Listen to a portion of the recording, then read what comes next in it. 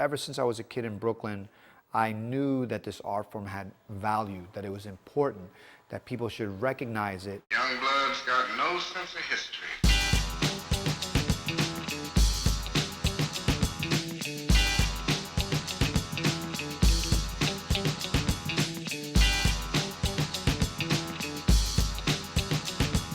My name is Alan Kett. You're at the Museum of Graffiti in Wynwood, Miami.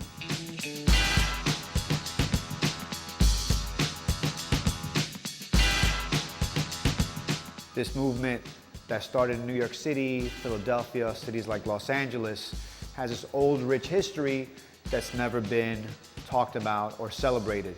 That's the idea behind this museum, to celebrate the men, the women, the kids that made this art form what it is today.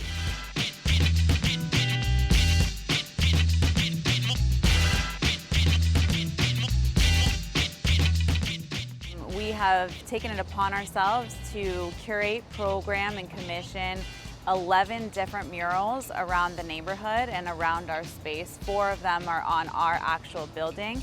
It was super important to us to make sure that graffiti had a place in its natural habitat.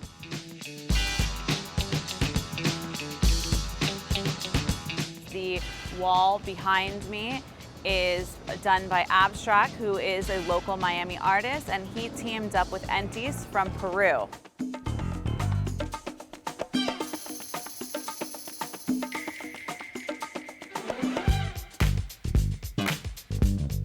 Our opening inaugural exhibition is called Style Masters, and it's looking at the graffiti art movement from a stylistic point of view. So we're not talking about vandalism necessarily, we're not talking about bombing, we're not talking about gang graffiti or religious graffiti. We're talking about the kids, the boys, the girls, the teenagers that made graffiti a stylistic movement. You walk through and you start to understand, okay, this isn't just vandalism. This is an art form. It's very thought out. It's very stylistic. It's very intentional. It goes from simple signatures with markers to multicolored pieces of art painted on the sides of trains that continue to advance and develop. Graffiti in Miami is this northeast-south connection as a result of Caribbean roots and as a result of family roots. And so early on in the 80s, Airborne came to Miami in 81. C-67 from the Bronx was sent to Miami. And those were the early protagonists here in Miami. And you see their early work here. We did a lot of work to bring these old treasures, so to speak, to light. And so here you see a little bit of the story of Miami early works. These were selected by our assistant curator, Dash167, who spoke to all the old writers and asked them to pick what were the most important pieces in the 80s.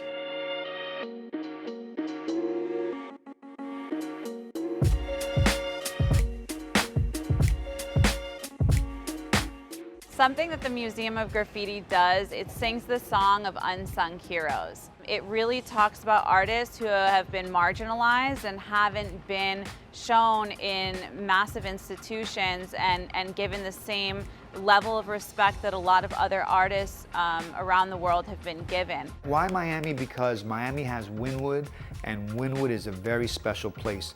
There's no place quite like Wynwood on the planet.